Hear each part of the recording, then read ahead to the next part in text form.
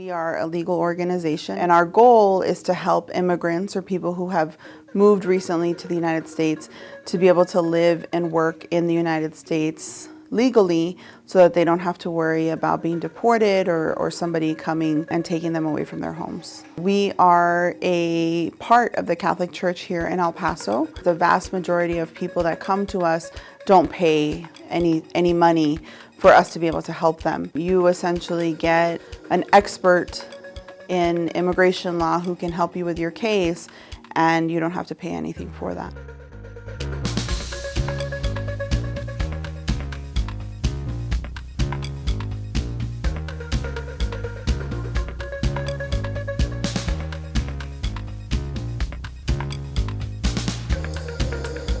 Our removal defense unit, or our trial unit as we like to call it, is made up of attorneys and assistants who work with them, and their job is to help people avoid deportation from the United States.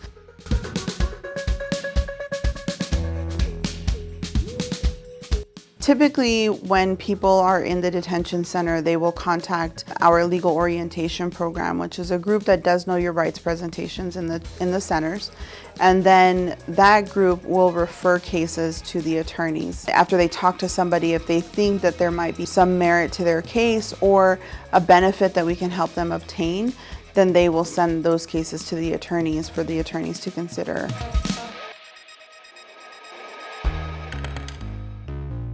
Today, we're going to go to the El Paso non-detained immigration court. The kids are coming from shelters, permanent shelters here in the El Paso area. The youngest child is less than a year old. They're fairly young, tender age children. So it'll be a challenge for them to wait for their hearing and then for them to be in court. We're going to try to make the process less intimidating for them. We bring coloring books and colors and let the children color while they're waiting. We try to get them seen sooner rather than later so they don't have to wait in the waiting room very long. There's two main types of relief. One is asylum for children fleeing persecution in their home country. The other common form of relief is special immigrant juvenile status. SIJS is for children that have been abused, abandoned, or neglected by one or both parents, and it's not in their best interest to return to their home country.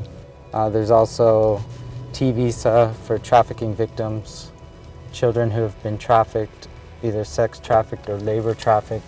And then there's also a U visa option for children who have been victims of crime, certain enumerated crimes in the United States. For the kids, they should expect the cases to take years. The special immigrant juvenile status cases can take up to 10 years, depending on when a visa becomes available and whether or not the child gets approved.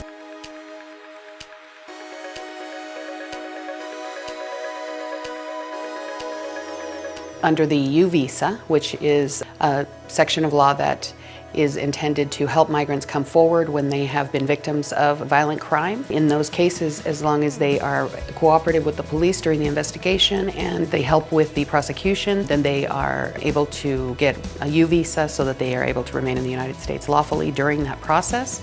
And eventually that can also lead to lawful permanent residence. Frequently we see that people who are undocumented hesitate to report crimes, and this empowers them to do so, but then also gives them the ability to have a resource where they can go, meaning our office, so that they can have a complete legal assessment done to ensure that we can help them. And if we are able to help them, then they can get out of the cycle of abuse in the case of domestic violence victims, or they can benefit from cooperating with the authorities in their criminal case.